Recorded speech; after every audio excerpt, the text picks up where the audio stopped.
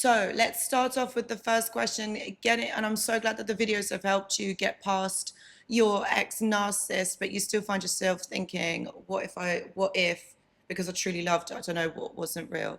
Okay, so first of all, thank you so much for sharing this. And what I want you to know is that none of these relationships are ever real because they're not built on truth.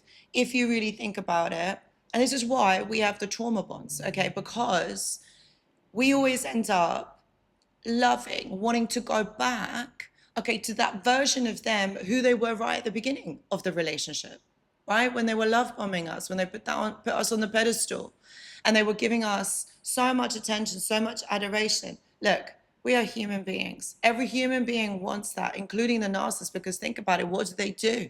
What do they do? They expect that from us 24/7. So every human being wants the validation, wants to be acknowledged, wants to be seen. But the what if feeling is completely normal, my friend. It's completely normal. It's about your heart processing the loss of that fictional character, of that fictional person that you met right at the beginning.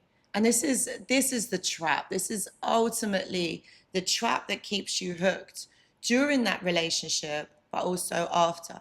They're not that person. They're never going to return to being that person. Why do they do it? Okay, I'm going to break it down for you. When they were children, okay, they got kind of conditional love from their parents or their parent. And what that taught them is them as themselves, they can't be themselves because they're not accepted.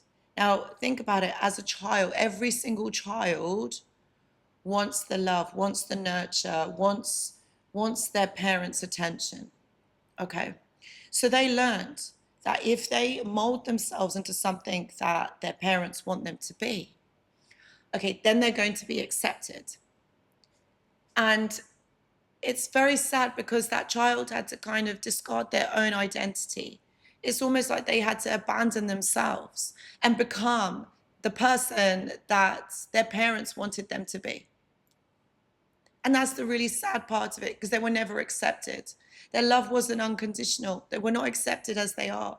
And this is even more prominent because they knew that they had to become somebody else, whether that was neglect or whether that was overstimulation of attention. Because even that child who has to kind of perform, give more, they still know that as themselves, they are not accepted. They're not good enough. They have to perform. Either way, even if they're abandoned, they still have to be a different person, what their parents or their caregivers want them to be. And that's the issue. Fast forward into adulthood, you see, they're doing the same thing. They want you to love them unconditionally. They're basically trying to find that unconditional love in you that they should have got from their parents. And this is why I always say it's not up to you to fix them.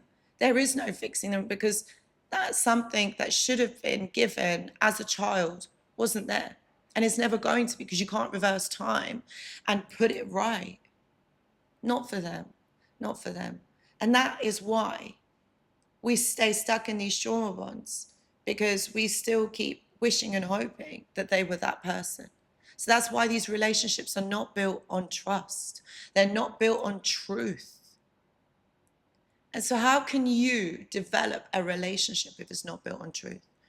It's all lies, it's all different, it's all deflection. So healing from these narcissistic relationships or these tough situations, it's all about grieving the loss of something that never was, and also added to the fact we've got the future fake and we've got all of this that's going on.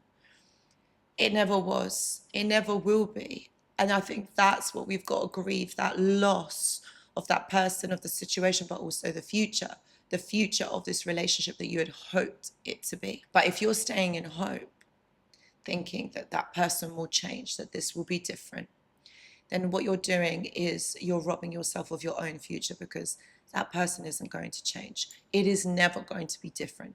It is what it is. And that is what you have to accept. And I know that's really harsh for me to say, and I'm sorry. This is what you've got to process.